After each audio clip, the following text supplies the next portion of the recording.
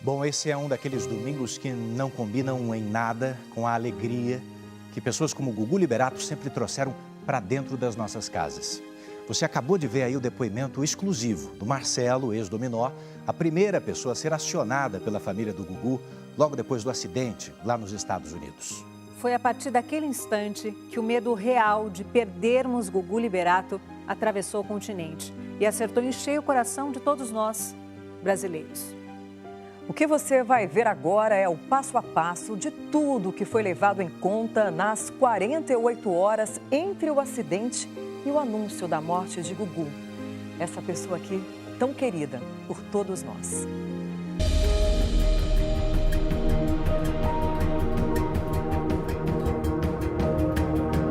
O trajeto de cerca de meia hora entre a casa de Gugu, na cidade de Windermere, até Orlando, trouxe o apresentador direto a este hospital. Desde o primeiro momento em que Gugu foi internado aqui no Orlando Health Medical Center, ele foi atendido por uma equipe multidisciplinar, uma junta médica formada por profissionais de diversas áreas, inteiramente dedicada a acompanhar o estado de saúde do apresentador. Amigos e familiares daqui dos Estados Unidos e do Brasil vieram mais rápido que puderam para o hospital. Neste momento, a fé e a esperança eram os combustíveis para os desejos de melhora. Gugu deu entrada no hospital com um sangramento intracraniano e, por causa da gravidade neurológica, a junta médica não indicou qualquer procedimento cirúrgico.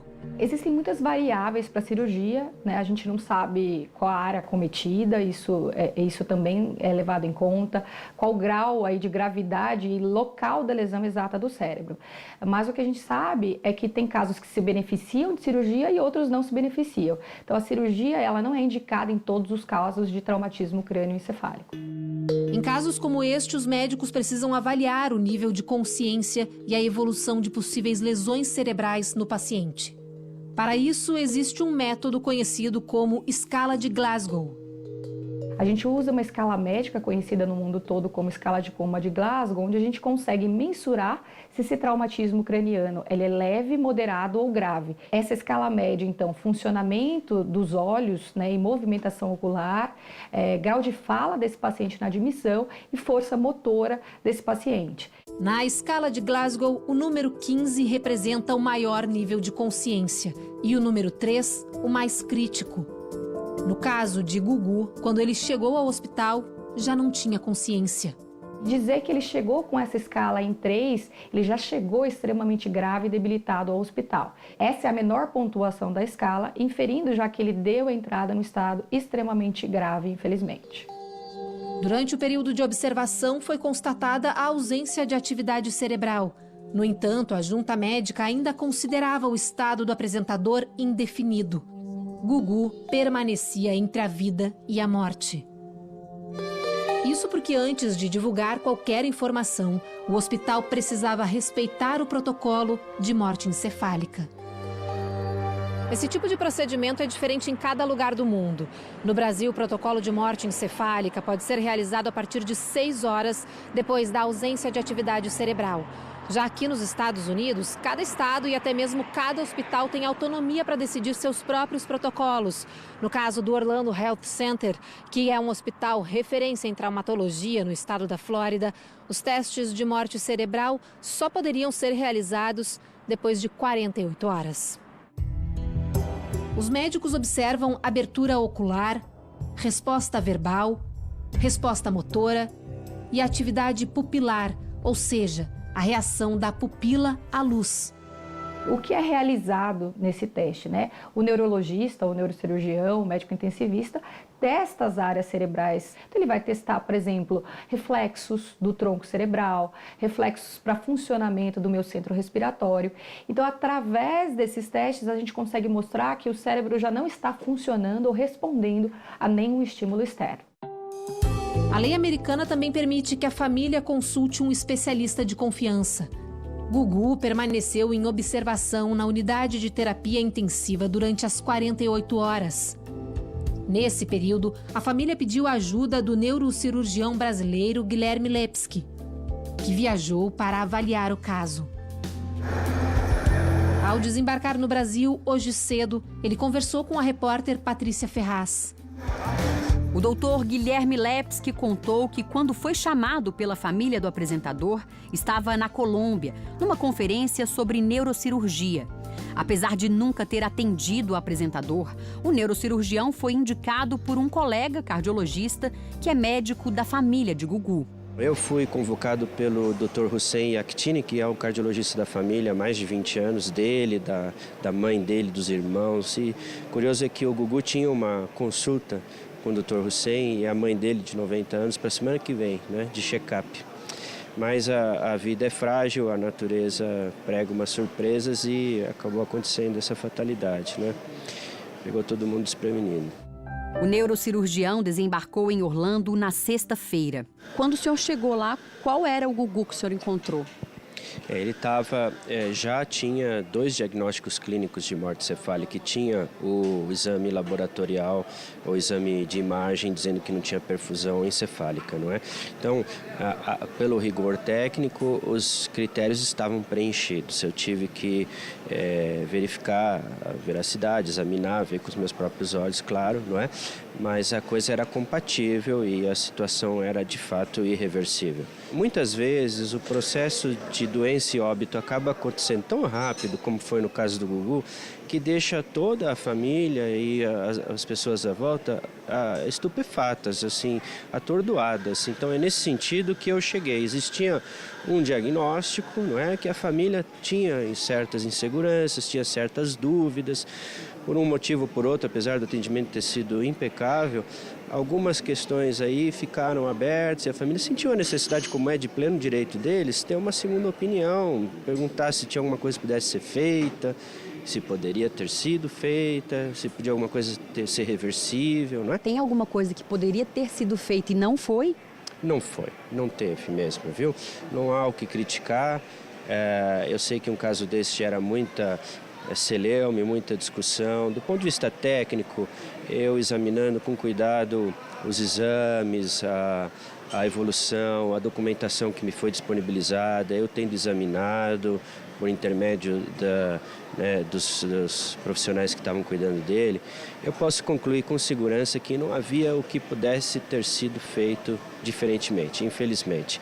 Segundo o neurocirurgião, a informação sobre a morte só foi confirmada 2 dias depois por causa de um protocolo médico. Tem que levar em conta, não é?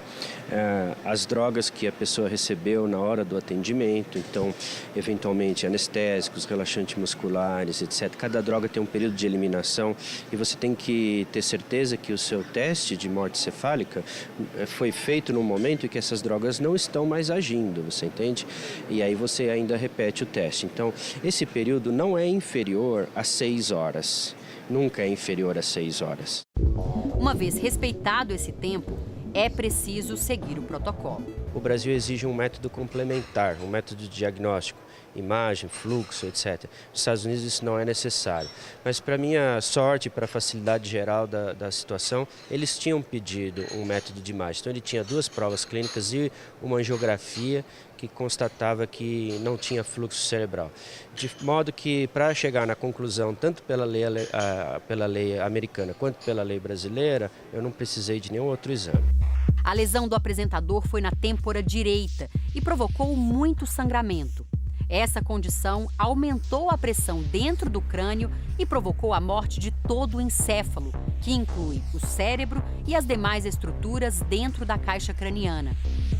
De acordo com esta neurologista, a queda de 4 metros de altura e o impacto no móvel e no piso foram decisivos para o tipo de trauma sofrido por Gugu. Coisas são fundamentais. Então, a altura da queda vai inferir uma aceleração e desaceleração maior nesse cérebro e também o local da batida. No caso do apresentador, nada mais poderia ser feito. A morte de Gugu Liberato foi anunciada através de um comunicado oficial da família pouco depois das 21 horas da sexta-feira. No final da tarde deste domingo, o corpo do apresentador Gugu Liberato foi trazido do hospital aqui para o Medical Examiner, que é uma instituição que funciona como o IML no Brasil. Eu entrei no prédio, conversei com os investigadores e eles me disseram que o corpo do apresentador deve continuar por aqui pelas próximas 24 horas para que o médico legista forneça a certidão de óbito e uma carta de doenças contagiosas. Só depois disso, o corpo deve ser levado para a casa funerária, que vai começar os trâmites para que o translado aconteça. Também em nota, a família informa: ainda não temos data para a chegada do corpo no Brasil. O velório será aberto ao público e acontecerá na Assembleia Legislativa do Estado de São Paulo. Já o sepultamento no jazigo da família no cemitério Getsemane, em São Paulo. A família ressalta que fez questão de respeitar um desejo de Gugu.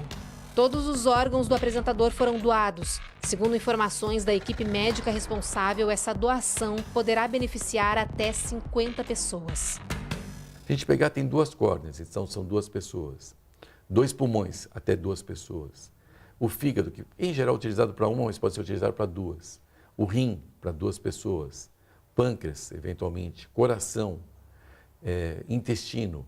E aí o que pode ser usado para mais pessoas, que muitas vezes nós não dizemos, é a pele, são os tecidos, né? A pele e os ossos.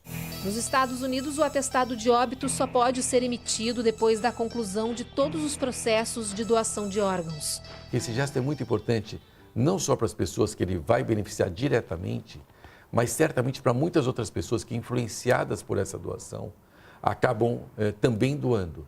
Eu acho que é muito importante que pessoas conhecidas também participem disso, porque isso mostra a questão da confiabilidade do sistema e mostra a questão da ética do sistema.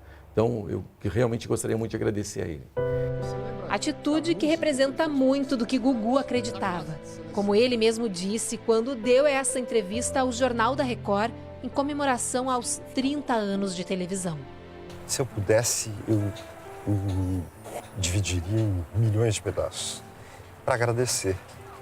Agradecer vocês que sempre me acompanharam, há 30 anos me aguentam na televisão, me suportaram, pedir perdão se por acaso algum dia cometi algum erro, mas principalmente agradecer o carinho que vocês me dão, público. Obrigado realmente, do fundo do coração.